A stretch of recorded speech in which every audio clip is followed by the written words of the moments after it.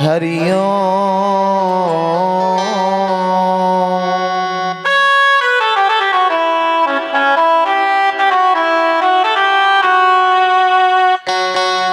गजाननं भूतगणाधिसेवितं कपितजम्बूफलचारुभक्षणं उमासुतं शोकविनाशकारकं नमामि विघ्नेश्वरपादपङ्कजं वसुदेवसुतं देवं कंसचाणूरमर्दनं देवकी परमानन्दं कृष्णं वन्दे जगद्गुरुं। कृष्णाय वासुदेवाय हरे परमात्मने प्रणतः क्लेशनाशाय गोविन्दाय नमो नमः। सच्चिदानन्दरूपाय विश्वोत्पत्त्यादिहेतवे तापत्रय विनाशाय श्रीकृष्णाय वयं नमः। गुरुर्ब्रह्मा गुरुर्विष्णु गुरुर्देवो महेश्वरा गुरुर्साक्षात् परब्रह्म तस्मै श्री गुरुवे नमः। श्री राधा मेरी स्वामिनी मेरा दे को दास जन्म जन्म मोहे दीजियो श्री वृंदावन को वास। सब द्वारन को छोड़ के मैं आयो तेरे द्वार श्री वृषभानु की लाडली नक मेरी ओर निहार।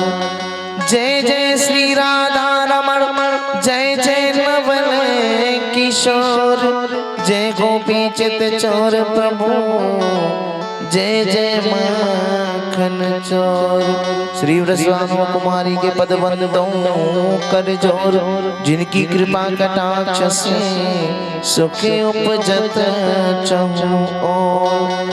श्री राधे हाथन मेहंदी लगी नथ में उलझे केश नंद नंदन सुलझावते धर ललिता को वेश। जसुदा जी को लाडलो संतन को प्रतिपाल गही शरण प्रभु राखियो सबो अपराध विसार। जाहि देख चाहत नहीं कछु देखन मन मोर सदा मेरे हृदय बसो नटवर नंद किशोर। आजा प्यारे मोहना पलक ओटो तो ले ना मैं देखूं और को ना तो देखन दे। मनमोहन अखियां तेरी नौका के आकार जो जन इनमें फंस गयो सोई है गयो भव से पार।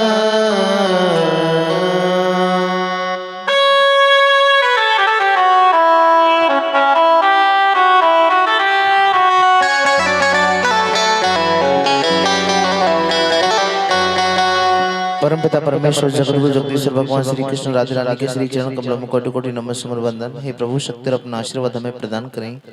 माता पिता सदगुरुदेव के श्री चरण कमलों में कोटि कोटि नमः समर वंदन। आप भी शक्ति और अपना अपना आशीर्वाद हमें प्रदान करें। सभी देवी देवताओं के श्री चरण कमलों में कोटि कोटि नमः समर वंदन। आप भी शक्ति और अपना अपना आशीर्वाद हमें प्रदान करें और सभी देवी देवता अपना अपना स्थान ग्रहण करें। आए हुए सभी भगवत प्रेमियों को हमारी माता बहन भाइयों का आप सभी हरि भक्तों को व्यासपीठ से बहुत बहुत आभार आशीर्वाद और हमारी तरफ से आप सभी को प्रेम भरा राधे राधे ओम शांति। आइएगा आज के भाव में प्रवेश करें उससे पहले कुछ क्षणों के लिए हरि नाम का आश्रय लेंगे। आइए मेरे साथ। करता करे ना कर सके गुरु किए सो सात द्वीप नौ खंड में गुरु से बड़ा न को परमेश्वर से गुरु बनी तुम देखो वेद पुराण शेख फरीदायों कहे गुरु गर है भगवान।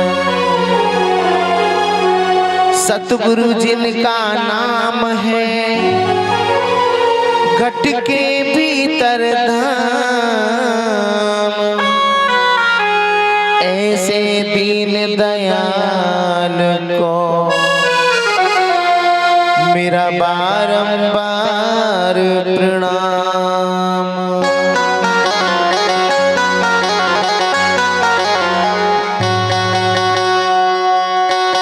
और जिंदगी की हर तमन्ना आप हो।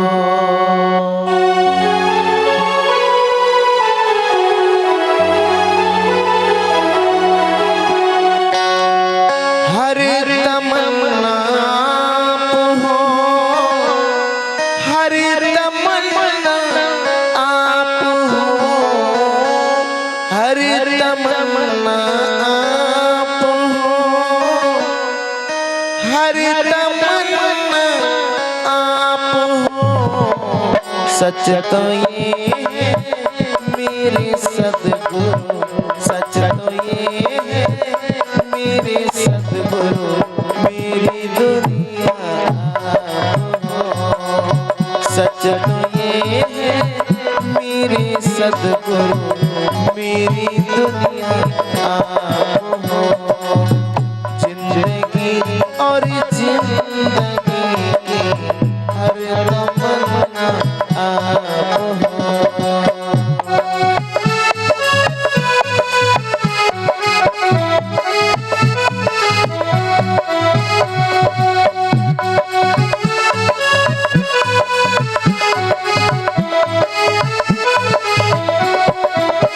सभी दोनों हाथ ऊपर करेंगे, ताली सेवा करते हुए। जय जय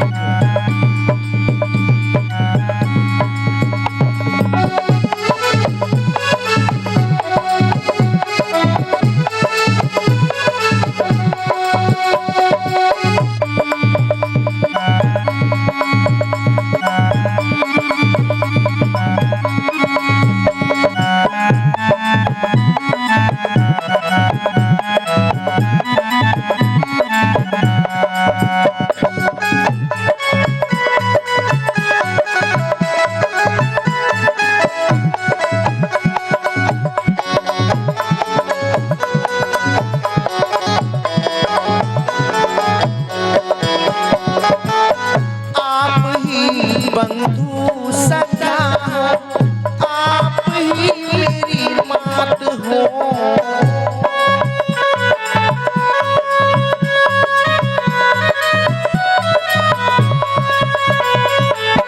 आप ही बंधु सखा, आप ही मेरी मात हो।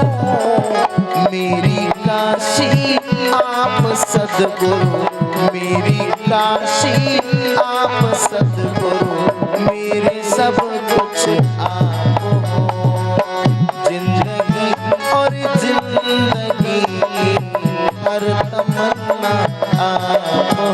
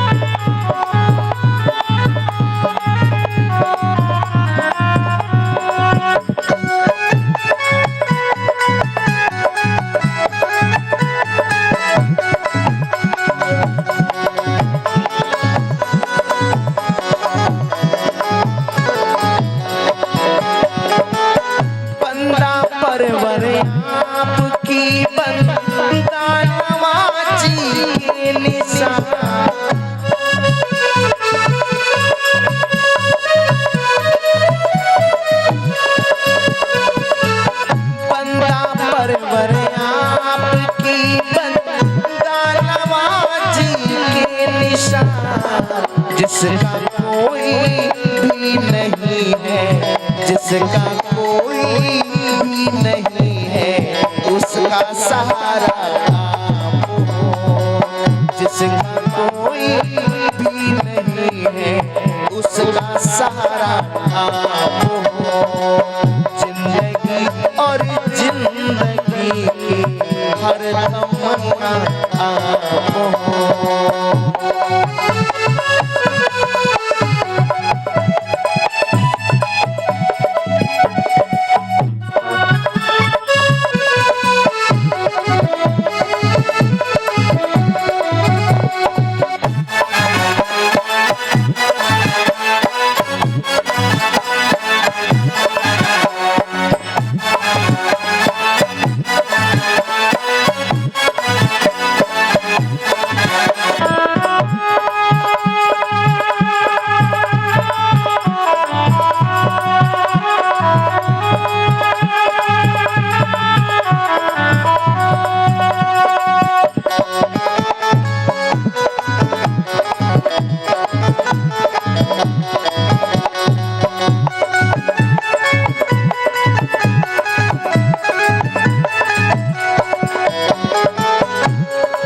सैकड़ों ने सौ बार आजमाया है हुजूर।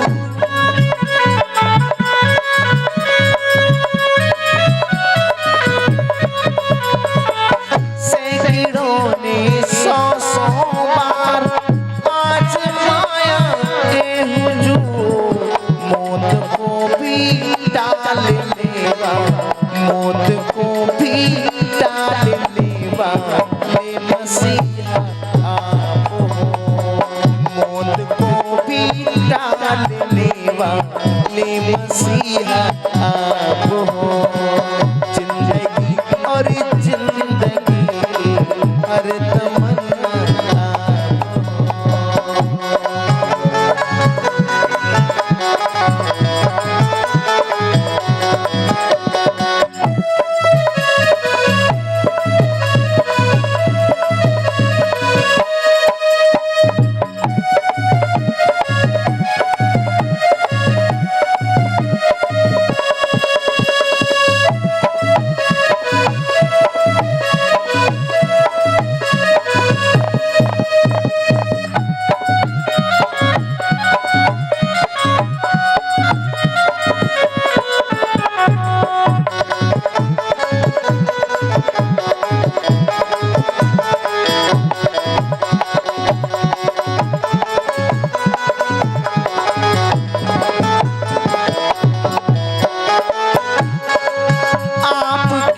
दर से कोई मायूस जा सकता नहीं।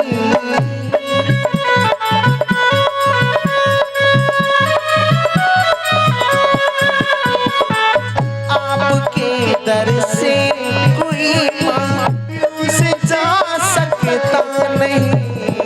है गुनहगारों को जिस पर, है गुनहगारों को जिस पर वो भरोसा आप हो। है गुनहगारों को जिस पर वो भरोसा आप हो। जिंदगी और जिंदगी की हर तमन्ना आप हो।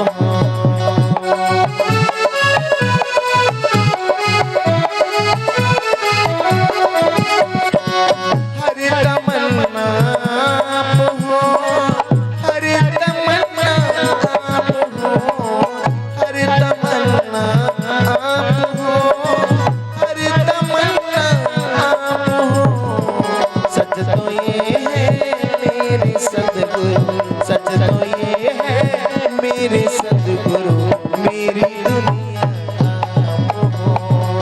जिंदगी और जिंदगी की हर तमन्ना आप हो।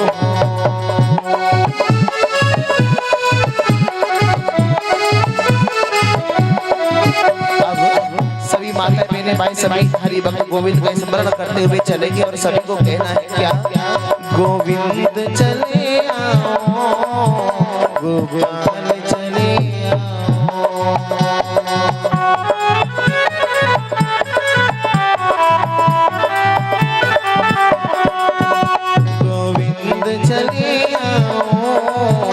गोपाल चले आओ।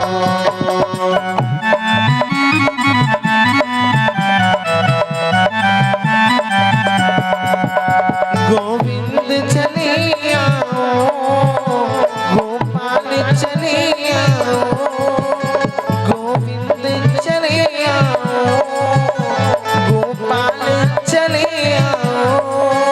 हे मुरलीधर माधव, हे मुरलीधर माधव, नंदलाल चले आओ। हे मुरलीधर माधव, नंदलाल चले आओ।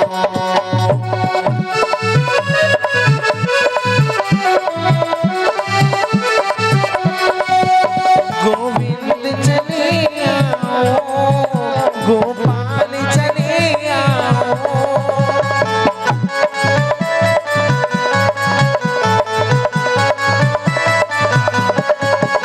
गोविंद चले आओ, गोपाल चले आओ।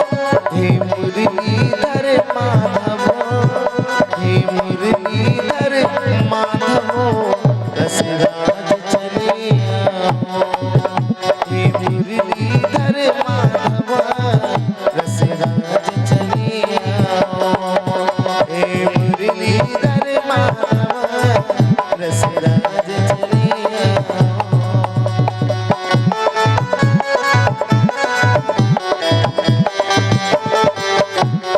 सभी दोनों हाथ ऊपर करेंगे, बड़े वाले हाथ, और अंत में कहते हुए चलिए।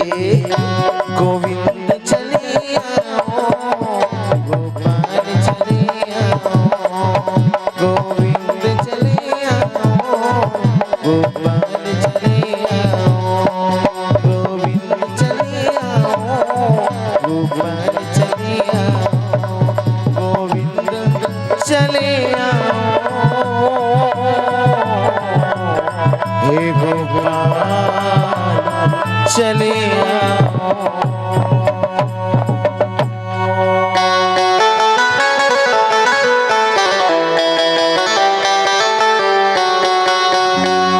हे मुरलीधर माधव, नंदलाल चले आओ।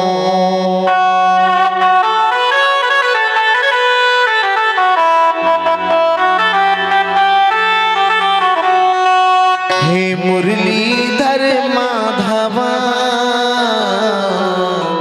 रसराज चले आओ।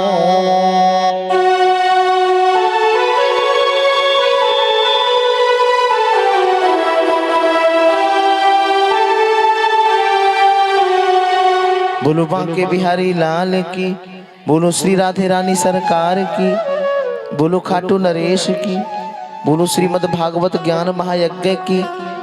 जय जय श्री राधे, जय जय श्री राधे, जय जय श्री राधे श्याम।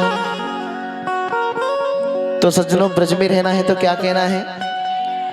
जोर से बोलेंगे, राधे राधे कहना है। तो मेरी माता बहनों भाई भगवत प्रेमी हरि भक्त, जैसा कि सभी जानते हैं कि आज कथा का विश्राम दिवस है। अब कथा आज पूर्ण आहुति की ओर प्रस्थान कर रही है बंधुओं। और कल हम सभी भक्तों ने बड़े धूमधाम से रुक्मणी मंगल महोत्सव को भी मनाया, और बड़ी सुंदर सी मनोहरी झांकी भगवान श्री कृष्ण की और रुक्मणी जी की हम सभी के बीच आई, और हम सभी ने उसका दर्शन भी किया। तो भगवत प्रेमियों, देखिए, आपकी जानकारी के लिए बताते चलें कि रुक्मणी जी ने भगवान को एक बार भी देखा नहीं था। और रुक्मणी जी ने जब द्वारकाधीश को पत्र लिखा तो उस समय भी यही लिखा कि कृष्ण, मैंने आपको देखा नहीं है, मैंने केवल आपके गुणों को सुना है। ऐसी कौन सी नारी होगी जो आपके गुणों को सुन के आपको चाहेगी नहीं कृष्ण? मेरे भैया रुक्मी ने मेरा रिश्ता अपने मित्र शिशुपाल के साथ में तय कर दिया है, और मैं उससे विवाह नहीं करना चाहती। हे कृष्ण, मैं आपसे प्रेम करती हूं और आपसे विवाह करना चाहती हूं। भगवत प्रेमी ये अपने भाव एक पत्र पर उतारे रुक्मणी जी ने और द्वारकाधीश के पास भेजा। और मेरे कन्हैया ने आज रुक्मणी जी की मनोकामना को पूर्ण किया और रुक्मणी जी द्वारकाधीश जैसे वर को पाके गदगद हो रही हैं, आनंदित हो रही हैं। भगवत प्रेमियों, अब देखिए रुक्मणी जी ने कृष्ण को देखा नहीं, केवल गुणों को सुन के ही विवाह करने का मन में एक भाव जागृत हो गया। क्योंकि भगवत प्रेमी भगवान कहते हैं कि जो भक्त अपनी मनोकामना को मेरे समक्ष रख देता है पूर्ण रूपेण समर्पण भाव के साथ, जो अपनी इच्छा, जो भक्त, जो व्यक्ति, जो आत्मा प्रकट कर दे, रख दे, निश्चित तौर पर मैं उसकी मनोकामना को पूर्ण कर देता हूं। और ये सत्य भगवत प्रेमी भगवान आज नहीं तो कल, कल नहीं तो परसों, परसों नहीं तो तरसों, एक न एक दिन भक्त की इच्छा को अवश्य पूर्ण करते हैं। बस विश्वास और संतोष रखने की आवश्यकता है। अब देखो ना, रुक्मणी जी की मनोकामना को भगवान ने पूरा कर दिया। और भगवत प्रेमी मंगल गीत देखिए, रुक्मणी जी के मायके में भी गाए गए और मंगल गीत रुक्मणी जी के ससुराल में भी गाए जा रहे हैं। अब आपकी जानकारी के लिए एक बात और स्पष्ट करते चलें कि देखो, समाज में जो जितना ज्यादा ऊंचा उठेगा उसके शत्रु भी उतनी ज्यादा होते चले जाएंगे।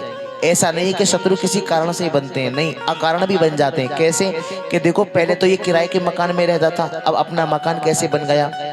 पहले तो ये मात्र 2000 रुपए हर महीने कमाता था, अब तो लाखों का टर्नओवर हर महीने हो रहा है।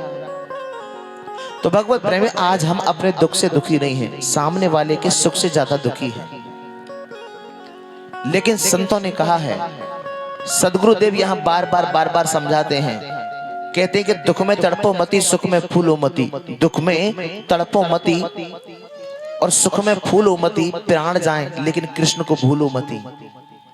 चाहे कुछ भी हो जाए लेकिन भगवान का चिंतन हमेशा हमारे मुख में हो। क्योंकि दुख में तड़पो मती, सुख में फूलो मती, प्राण जान लेकिन भगवान को भूलो मती। और ये निश्चयात्मक अनुभव करिए, ये निश्चयात्मक अनुभव करिए कि कृष्ण हमारे साथ थे, हमारे साथ हैं और हमारे साथ ही रहेंगे। भगवत प्रेमियों, इसके बाद आज हुआ क्या? समय व्यतीत हुआ, रुक्मणी जी ससुराल में हैं और भगवत प्रेमी बड़े आनंद से रह रही हैं। समय जब व्यतीत हुआ तो रुक्मणी जी ने प्रथम संतान को जन्म दिया, पुत्र पैदा हुआ। और जब उस बालक का नामकरण हुआ तो नाम प्रद्युम्न रखा गया। देखिए, प्रद्युम्न का मतलब क्या है? प्रद्युम्न का मतलब है जिसका अपने कर्म के द्वारा, जिसके जीवन में प्रकाश है, उसी का नाम प्रद्युम्न है। और अभी कहा ना कि जो समाज में ज्यादा ऊंचा उठेगा उसके शत्रु भी उतनी ज्यादा होते चले जाएंगे। तो देखिए सज्जनों, भगवान कृष्ण के भी शत्रुओं की कोई कमी नहीं है। अब देखो, ये जो प्रद्युम्न है भगवान का जो पुत्र है, रुक्मणी जी का जो प्रथम पुत्र है, भगवत प्रेमी शंबरासुर नाम का असुर गोविंद के प्रसूति का गिरह से बालक को चुरा के आकाश में ले गया। और आकाश में ले जा करके उसने उस बालक को समुद्र में फेंक दिया और मछली बालक को निगल गई। मछुआरों ने उसी मछली को पकड़ के शंबरासुर के घर ही बेच दिया। लेकिन यहाँ भी एक सवाल खड़ा हो जाता है, क्या उन मछुआरों को पता था कि यही वो मछली है जिस मछली ने उस बालक को निगल लिया है, जिस बालक को, जिस बच्चे को शंबरासुर ने चुराया था? नहीं, उन्हें कोई जानकारी नहीं थी। मछुआरों का तो काम ही मछली पकड़ना और बाजार में बेचना था। अब आप जरा विचार करिए, सोचिए भगवत प्रेमियों कि मछुआरों ने उस मछली को पकड़ के बिन सोचे बिन समझे, जबकि उसके बारे में कोई जानकारी नहीं थी, और वही मछली शंबरासुर के घर पहुंच गई मछुआरों के द्वारा। अब शंबरासुर के यहाँ विद्यावती भोजन बनाने का काम करती हैं। शंबरासुर ने कहा कि देवी, इस बालक को तुम ही पालो, इसका हम क्या करेंगे? तो भगवत प्रेमियों, उस बालक को लेकर के प्रद्युम्न को वो विद्यावती गोद में लेके बैठी है। संत नारद आए, नारायण नारायण नारायण नारायण। संत नारद जैसे ही आए और भगवत प्रेमियों आकर के उन्होंने कहा विद्यावती से कि बेटी विद्यावती, हाँ बाबा, क्या तुम जानती हो तुम्हारी गोद में जो ये बालक है कौन है? तो भगवत प्रेमियों कहा कि मैं तो नहीं जानती बाबा, यदि आप जानते हैं तो बताइए। तो भगवत प्रेम ये संत नारद ने कहा कि बेटी तुम्हारी गोद में जो ये बालक है ना, ये तुम्हारा पति है। कौन है? पति है।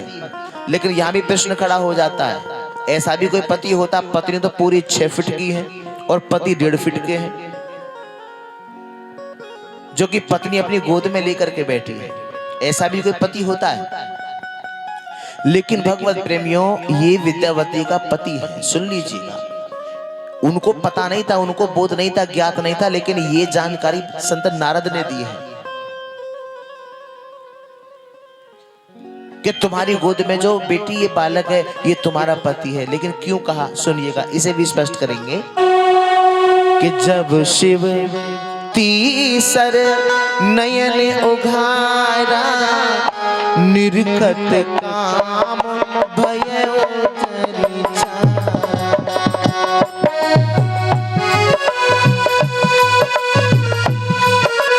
बत्ती ना लगा।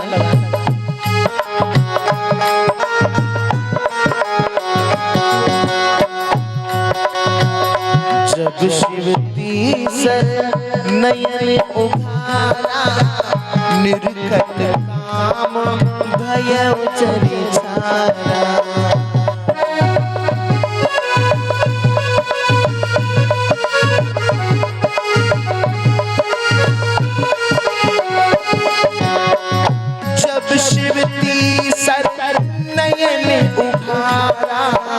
निर्खत काम भय चरी छारा।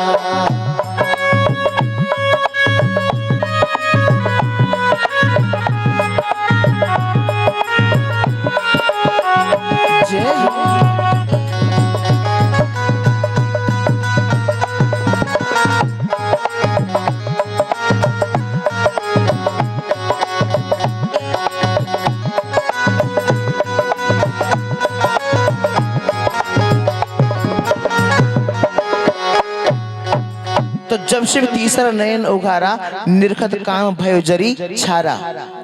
कहने का अर्थ यह है भगवत प्रेम में, जब देवों के देव आदि महादेव शंकर भगवान ने कामदेव को जला के भस्म कर दिया था, तो कामदेव की पत्नी जिसका नाम रति था, वो रोने लगी थी। शंकर भगवान ने कहा कि देवी रो मत, तुम्हारा पति द्वापर में कृष्ण का पुत्र बनकर आएगा और तुम सम्रासुर के यहाँ भोजन बनाने का काम करना, तुम्हें तुम्हारा पति वहां मिल जाएगा। सो मिल गया। तो भगवत प्रेमियों, प्रद्युम्न बड़े हुए और बड़े होकर के इन्होंने सम्रासुर का वध किया और सम्रासुर का वध करके पत्नी को लेकर के श्री द्वारका धाम में आ गए। अब प्रद्युम्न जी वहां से गए और आए, उसके बीच में श्री कृष्ण के 16,107 विवाह और हो गए। तो कुल मिला के कितने हो गए? 16,108। भगवान के 16,108 रानियां हैं। लेकिन एक बात कहें कि भगवान श्री कृष्ण ही हम सबके सच्चे पति हैं। दूसरा जो विवाह हुआ राजन भगवान कृष्ण का भालू की पुत्री के साथ में हुआ, जामवंती की पुत्री जामवती के साथ। अब भगवत प्रेमियों, राजा परीक्षित ने कहा कि गुरुदेव ऐसा कैसे? भगवान का विवाह भालू की पुत्री के संग कैसे हुआ? बोले सुनो, राजन द्वारका में एक राजा आए थे जिनका नाम था सत्यराजित। उनके पास में एक मणि थी और इस मणि का नाम था सेमंतक मणि। भगवत प्रेमियों, ये ऐसी मणि थी, यदि इस मणि का प्रत्येक दिन 10 घंटे पूजन किया जाए निष्ठा से, तो इससे 8 बार सोना रोज निकलता था प्रत्येक दिन। 8 बार सोने का मतलब आप 8 तोले मत समझ लेना, 8 बार सोने का मतलब है 2 कुंटल सोना प्रत्येक दिन निकलता था। भगवत प्रेमियों, ऐसे सोना देने वाली मणि सेमंतक मणि को सत्यराजित महाराज ने अपने कंठ में धारण किया, गले में धारण किया और द्वारकाधीश की सभा में गए। भगवान कन्हैया ने कहा हास्य करते हुए कि सत्यराजित जी, कहो प्रभु तुम्हारे परिवार में कुल कितने प्राणी हैं? तो सत्यराजित महाराज कहने लगे, प्रभु एक तो मैं हूँ, ठीक है, एक मेरी वृद्धा पत्नी है, अच्छा, एक मेरा छोटा भाई प्रसेन है और एक मेरी इकलौती बेटी है जिसका नाम सत्यभामा है। अच्छा, हाँ। तो श्री कृष्ण कहने लगे तो कुल मिला के 3.5 प्राणी हुए। भाई बड़ा छोटा सा परिवार है तुम्हारा। लेकिन एक बात बताओ, इतना छोटा सा परिवार और इतना सोना देने वाली मणि रखते हो, क्या करोगे इतने सोने का? तुम्हारे पास में सेमंतक मणि है और ये मणि ऐसी मणि है कि यदि निष्ठा से इसका 10 घंटे पूजन प्रत्येक दिन किया जाए तो इससे 8 बार सोना प्रत्येक दिन निकलता है। लेकिन एक बात बताओ, छोटा सा परिवार है तुम्हारा और इतना सोना देने वाली मणि रखते हो। यदि तुम्हारा मन हो, तुम्हारी इच्छा हो तो तुम इस मणि को हमारे खजाने में जमा कर सकते हो। क्यों? क्योंकि दुर्भिक्ष पड़ेगा तो इससे गरीबों का हित हो जाएगा। यहां भी सवाल खड़ा हो जाता है बंधुओं, क्या सुनिए कि भगवान कन्हैया ने मणि अपने लिए नहीं मांगी। किसके लिए मांगी? किसके लिए मांगी? जगत के कल्याण के लिए, गरीबों की सहायता के लिए। लेकिन यहां एक सवाल और खड़ा हो जाता है, जो सबको देने वाले हैं भगवान कृष्ण, वो मणि क्यों मांग रहे हैं? क्यों भगवत प्रेमी? सहायता तो वो अपने पास से भी कर सकते हैं, वो तो सबको देने वाले हैं। तो यहाँ पर ये सवाल खड़ा है कि आखिर वो मणि मांग क्यों रहे हैं, कारण क्या है, वजह क्या है, क्यों मांग रहे हैं? यहाँ सवाल खड़ा है। वो तो सबको देने वाले हैं साहब। भगवत प्रेमी इसलिए मांग रहे हैं, ये तो एक बहाना था कि दुर्भिक्ष पड़ेगा तो गरीबों का हित हो जाएगा, सहयोग हो जाएगा। यदि इस दृष्टि से भी भगवान ने मणि मांगे तो इसमें भी बुराई नहीं है, क्योंकि किसी के काम जो आए उसे इंसान कहते हैं और पराया दर्द जो अपनाए उसे महा इंसान कहते हैं। कहा भी है कि बड़ा हुआ सो क्या हुआ, जैसे पेड़ खजूर, पंछी को छाया नहीं, फल लागे अति दूर।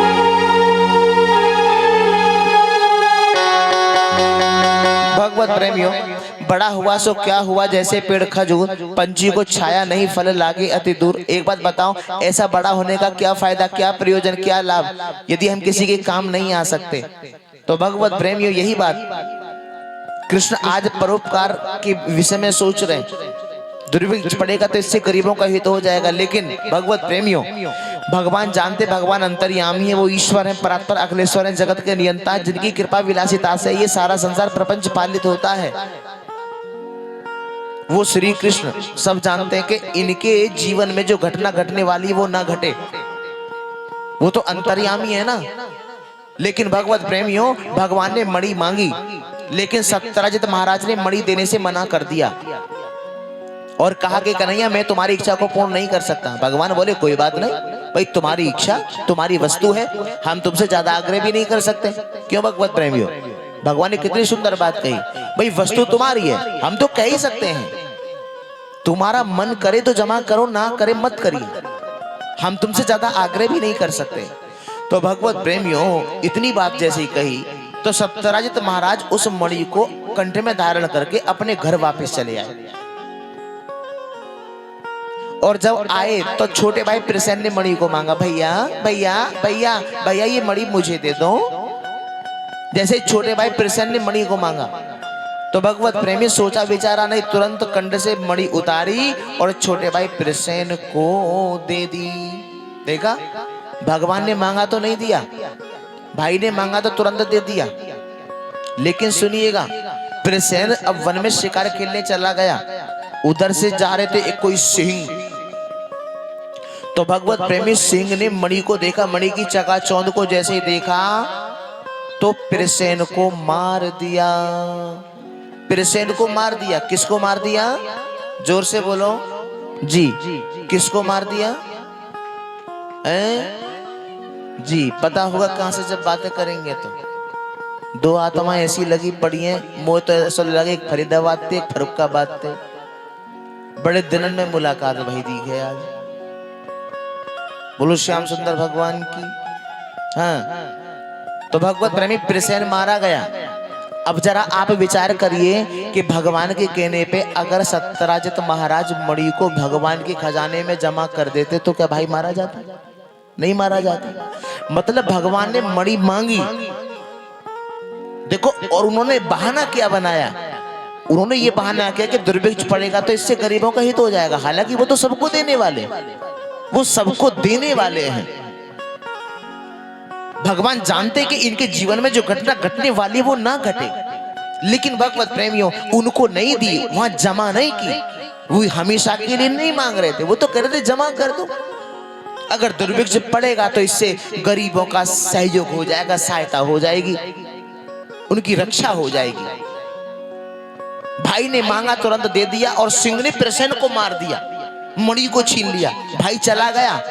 यदि भगवान की बात को मान लेते तो क्या प्रसेन मारा जाता, भाई मारा जाता? नहीं मारा जाता। यही हालत हम सबकी भी है, यही हालत हम सबकी भी है, और ये समझना बड़ा मुश्किल है बंधुओं, बड़ा मुश्किल है। क्योंकि कहीं ना कहीं व्यक्ति आत्मा के मन में ये बात आ जाती है कि इसमें इनका स्वार्थ है, कि ये अपने स्वार्थ की वजह से नहीं मांग रहे हो, इसमें इनका स्वार्थ निहित है, जबकि ऐसा नहीं है। अब आप जरा सोचिए, भगवान की आज्ञा का उल्लंघन ना करते, पालन कर लेते, तो आज भाई ज्यों का त्यों बना रहता। अभी तो भाई ही गया है, अभी सुनिए और कौन जाएगा, सुन लीजिए, मणि के पीछे ही। सिंह ने प्रसेन को मार दिया, मणि को छीन लिया।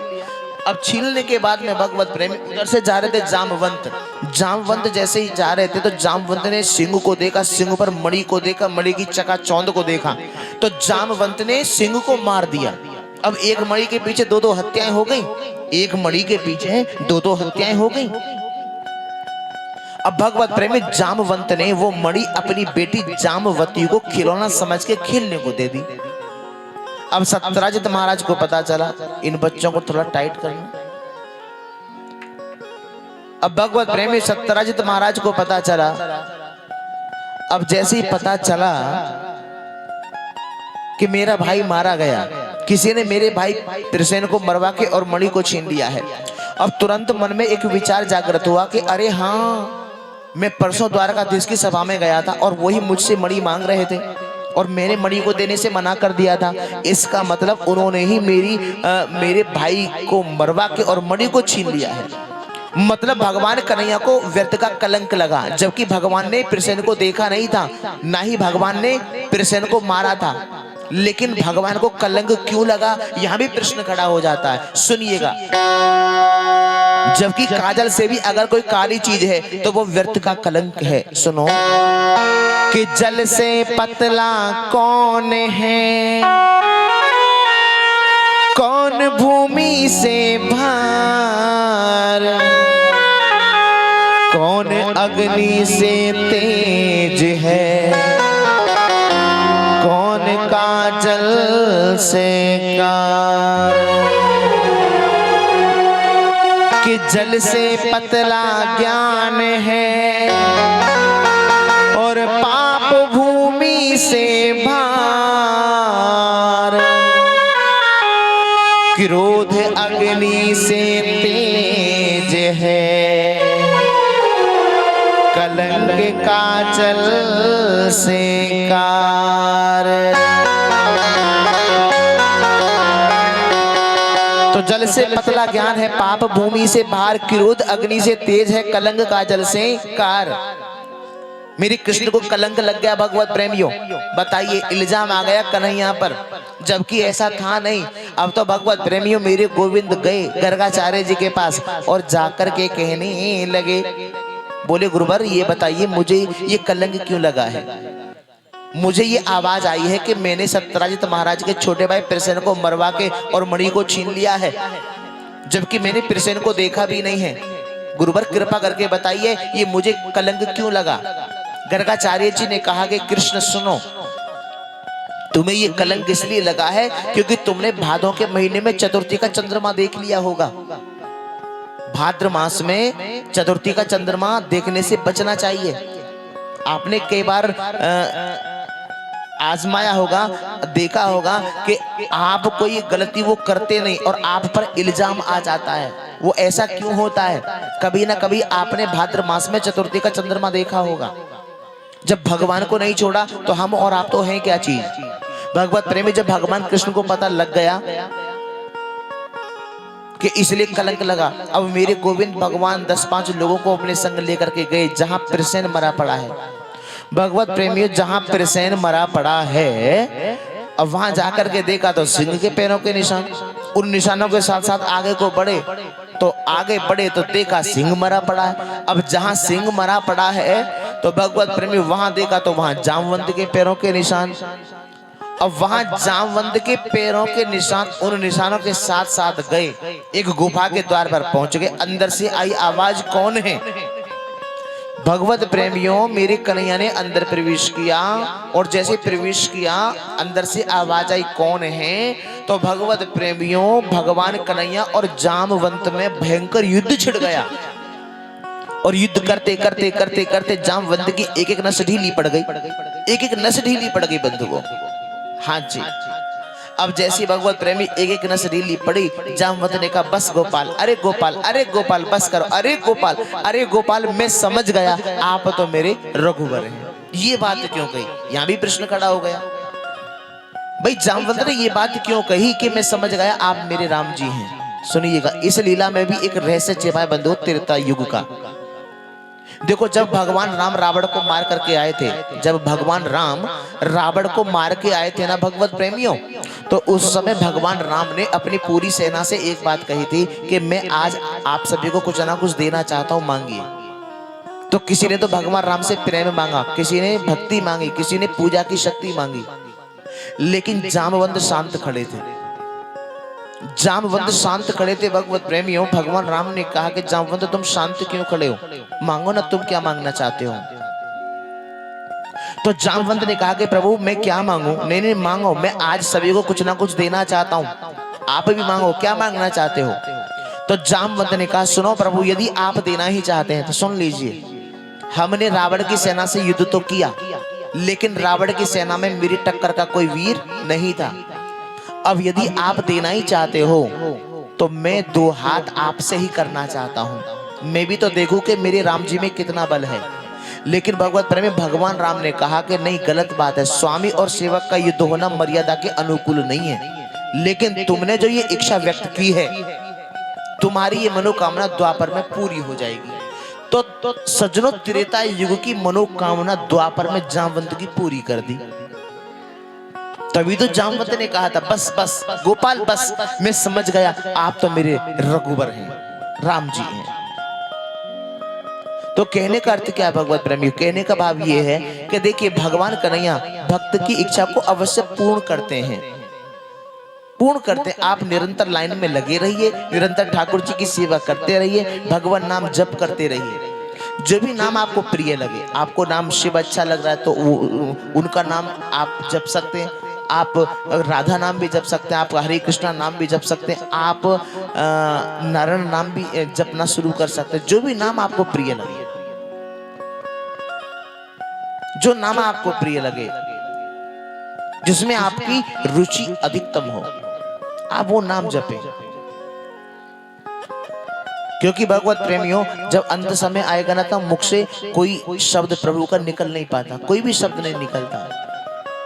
और स्वयं भगवान ने कहा है कि जो अंत काल में मेरा स्मरण करते हैं, अंत काल में जो मेरा स्मरण करते हैं, वो मेरे स्वभाव को प्राप्त होते हैं।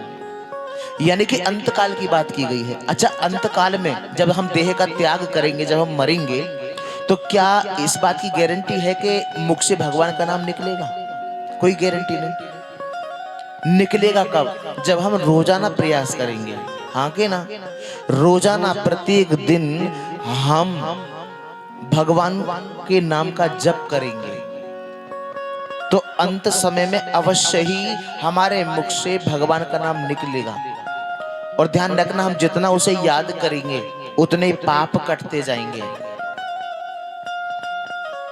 क्योंकि सज्जनों, कर्म चाहे जानबूझ के किए गए हो या अनजाने में हो गए हो, भोगने पड़ते। कल आपने सुना भी था, यदि आपको ये स्मरण हो, ध्यान हो, तो इसलिए जो कर्म हम करते जा रहे हैं, ना जाने दिन में कितने कर्म हमसे बन जाते हैं, कितने कर्म बन जाते हैं। अब हमारी आत्मा पे कितने कर्मों का कितना बड़ा बोझ होगा। और इन कर्मों को काटने का साधन है भगवान की याद, परमात्मा की याद। परमात्मा को याद करना है। चाहे आप साकार रूप में करें, निराकार रूप में करें, भगवान साकार भी है और भगवान निराकार भी है। ये जो श्री कृष्ण भगवान है ये साकार रूप है और ये जो शिवलिंग है ये निराकार रूप है। अब जैसे जल है और बर्फ है, जल है निराकार और बर्फ है साकार। हाँ के ना, बर्फ किससे बनती है? जल से बनती है, पानी से बनती है। श्री कृष्ण के जो अंदर काम कर रहा है वो कौन है, क्या है वो? वही तो परमात्मा का जो स्वरूप है, वो जो प्रकाश है जिसको गॉड इज लाइट कहते हैं, वही तो उनके अंदर काम कर रहा है। तो इसीलिए कहने का भाव ये है कि आपको जो भी नाम भगवान का प्रिय लगे आप उसको जपना शुरू करो, पर भजन अवश्य करो। संतों ने यहाँ तक कह दिया, कहना मानो भजन करो, कहना मानो भजन करो। एक बात बताओ कि उन संतों को आपसे कोई लालच है क्या, जिन्होंने यहाँ तक कह दिया कि 100 काम छोड़ के सत्संग में जाओ और 1000 काम छोड़ के भजन करो? यानी कि 100 काम छोड़ दो और सत्संग में जाओ। कहीं भी कथा हो रही हो, कहीं भी सत्संग हो रहा हो, आपको क्या लगता है जो समय आप यहाँ व्यतीत कर रहे हैं ये बेकार जाएगा? नहीं, ये समय इस लोक में भी काम आएगा और परलोक में भी काम आएगा। कहा था कि सब कुछ रिकॉर्ड हो रहा है, हर आत्मा की एक फाइल है, और जब हम देह का त्याग करेंगे, जब ये सूक्ष्म शरीर ऊपर जाएगा तो पूरी फाइल खोली जाएगी, तुमने क्या क्या बीज बोए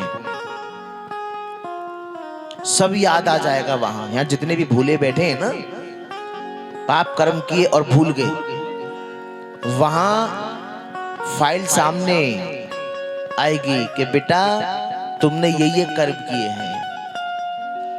पाप कर्मों का भी लेखा जोखा है, पुण्य कर्मों का भी हिसाब किताब है, और कितना आपने ईश्वर को याद किया, क्योंकि ईश्वर ही तो जगत का मालिक है, वही पानी देने वाला है, वही भगवत प्रेमियों सूर्य भगवान के रूप में वही पूरे जगत को रोशन कर रहा है। आप रोजाना इंतजार में रहते हो, धूप निकल आए, धूप निकल आए, धूप निकल आए, रहते हो या नहीं? कितना इंतजार करते हो, कितनी प्रतीक्षा करते हो? अगर ना निकले, ओ बहुत बड़ी ठंड पड़ रही है आज तो भैया, क्यों पूछो? तो इसीलिए भगवत प्रेमियों हम उसका लाख लाख शुक्रिया अदा करें, उसे याद करें, क्योंकि याद से ही हमारे पापों का नाश हो सकता है।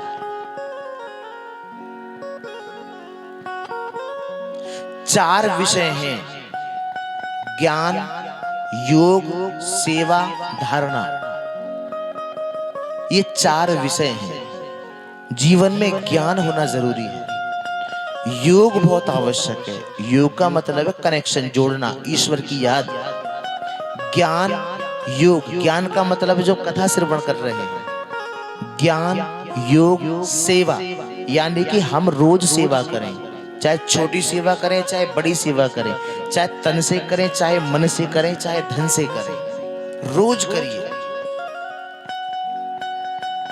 और धारणा, धारणा का मतलब है जो सत्संग है, जो ज्ञान है, उसको जीवन में धारण करना है। 4 विषय हैं, और जिसके जीवन में चारों विषय, और जो आत्मा इन चारों विषयों में परफेक्ट है वो पास है।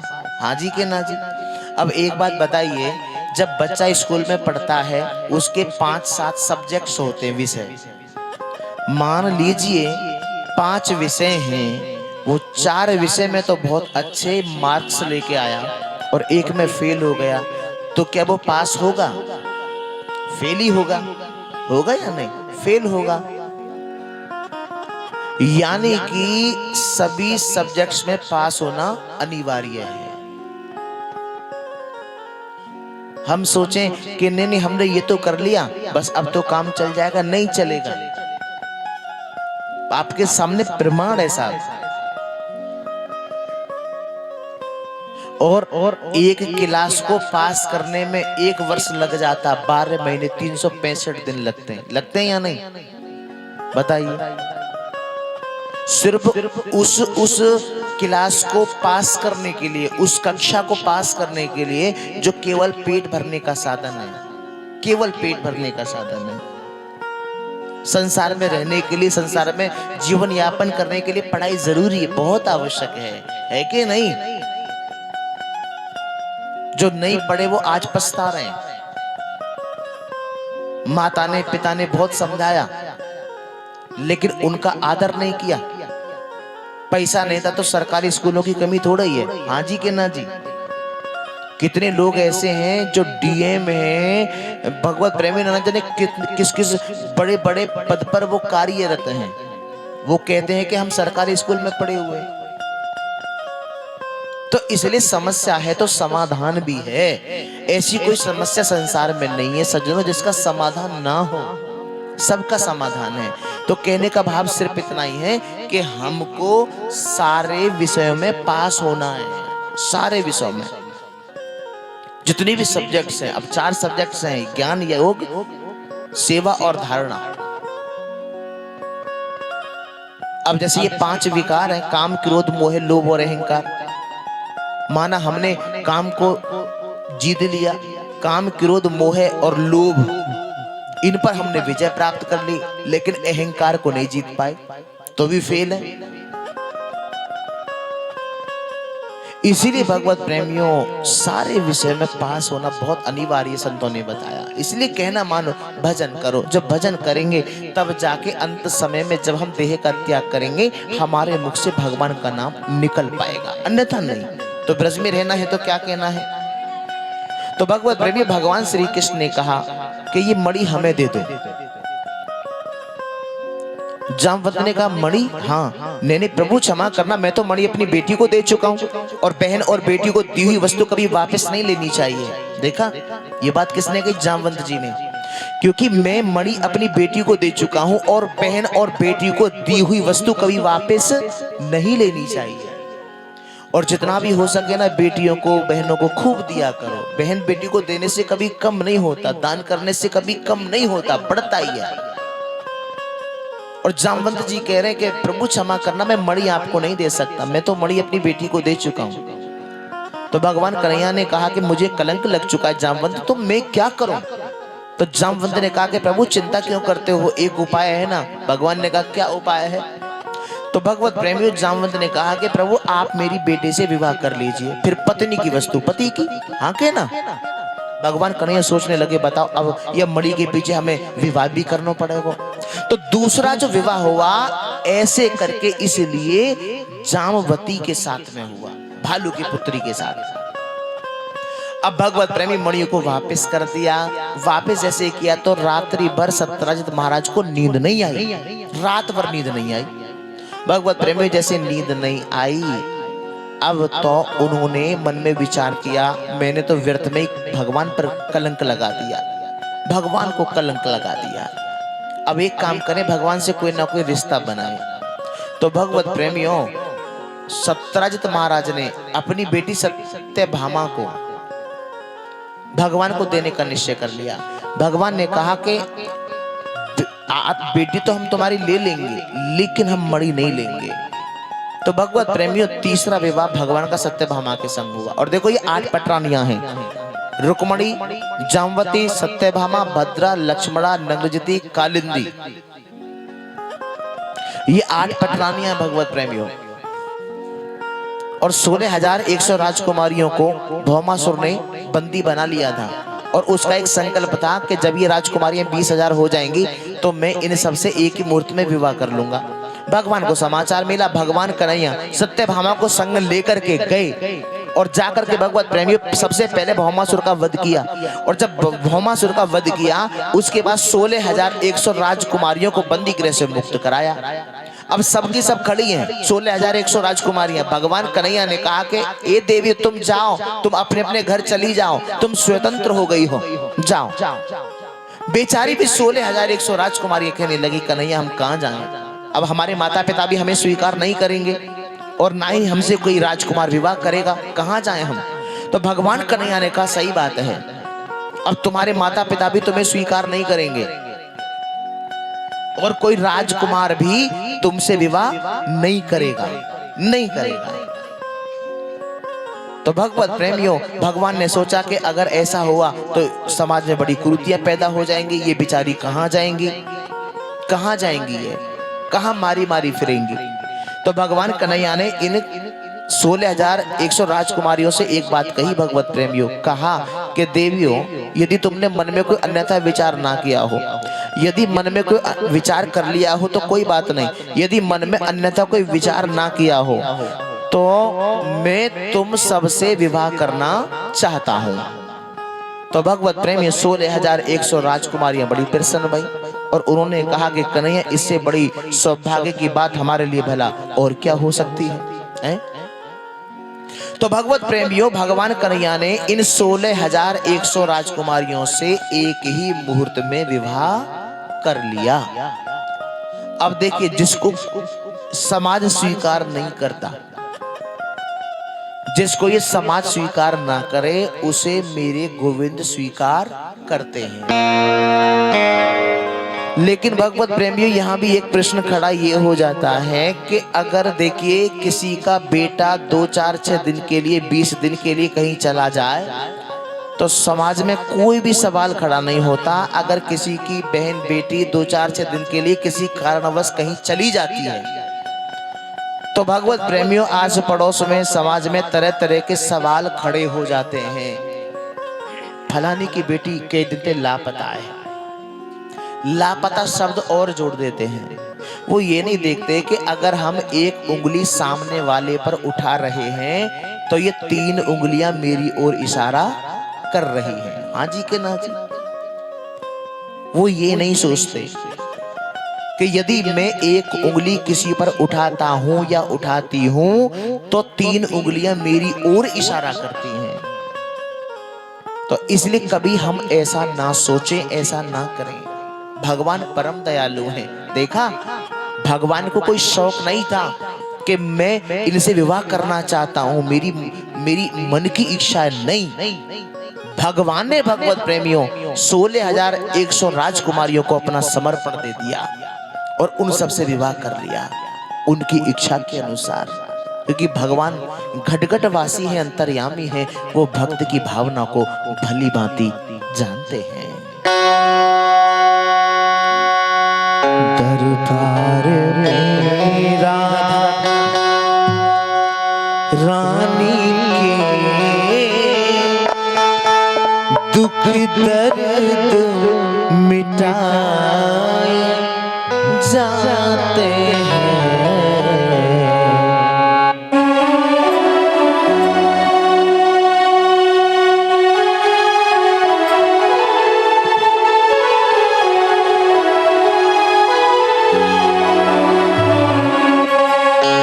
दुनिया के सताए लोग यहाँ,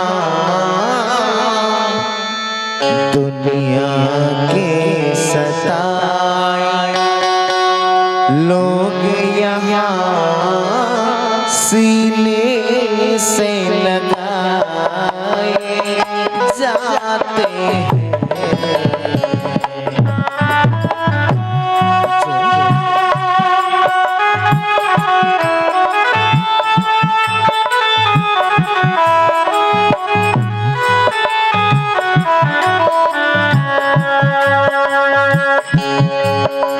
दरबार में राधा रानी के दुख दर्द मिटाए जाते हैं।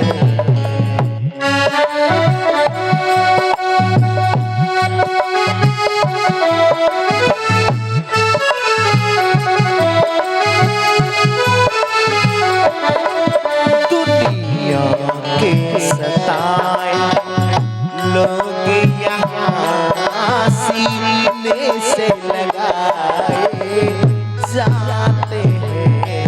दरबार में आना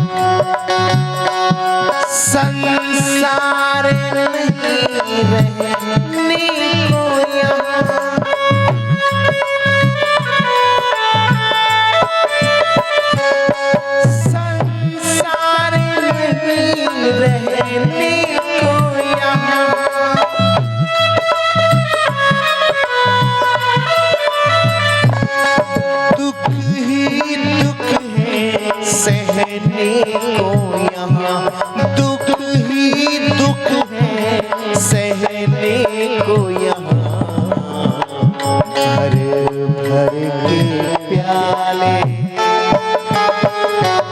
भर भर के प्याले अमृत के यहाँ रोज पिलाए जाते हैं। दरबार में राधा रानी के दुख दर्द मिटाए जाते हैं।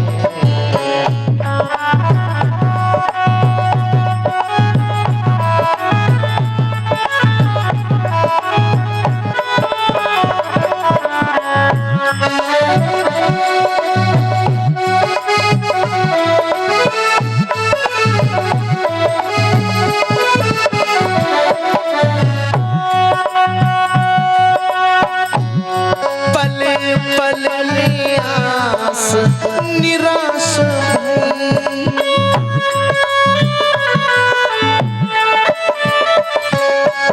पल पल में आस निराश भई,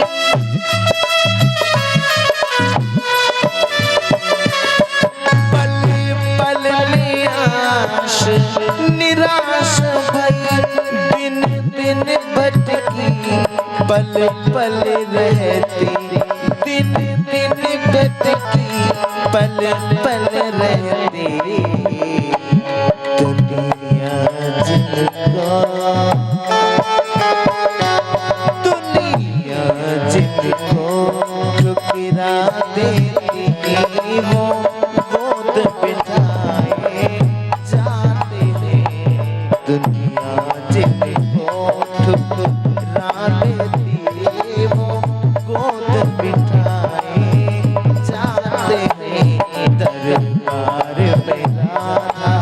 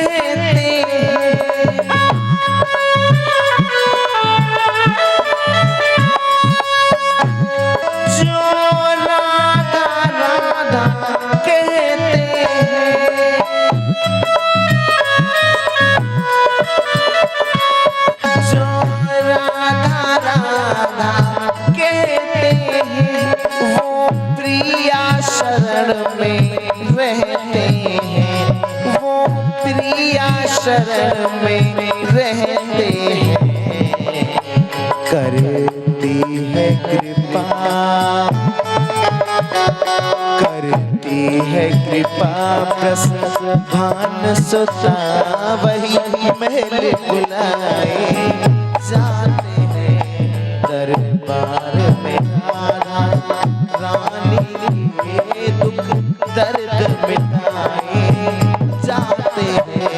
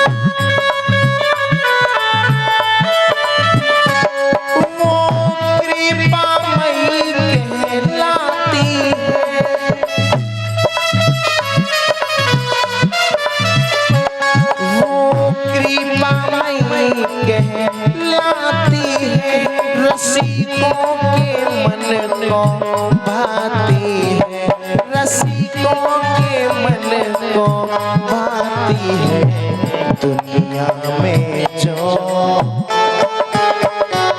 दुनिया में जो बदनाम हुए पल